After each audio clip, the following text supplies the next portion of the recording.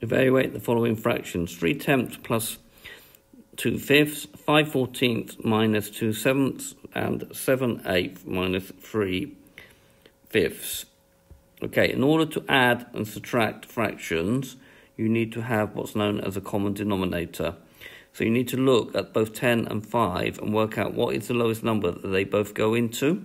This is called the lowest common multiple, which in this case is 10, because 5 goes exactly into 10 2 times. So that means I need to multiply that 5 by 2 to get 10. And because I've gone to the denominator, I must do it to the numerator. So 2 times 2 gives me 4. Then all I need to do is to add together the numerators to get 7/10. B. 5/14 minus 2/7. Again, looking at 14 and 7, the lowest the number that they both go into is 14. So the first fraction we leave the same. Here we will need to multiply this one by 2 to get it out of 14, and then we'll need to do the numerator. So 2 times 2 is 4, and then 5 minus 1 gives me 1 out of 14.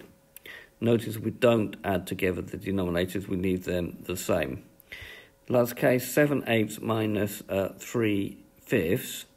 Okay, 5 doesn't go into 8, and the lowest number that both 8 and 5 go into is 40.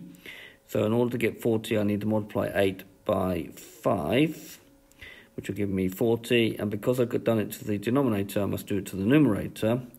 So 7 times 5 gives me 35. And here I will have to multiply 5 by 8 to get 40. And then we need to multiply that 3 by 8 to get 24. And then 35 minus 24 is in fact 11 out of 40. So there's been a video to show you how to add and subtract simple fractions by making the denominator the same. I hope you've understood, and I thank you very much for watching.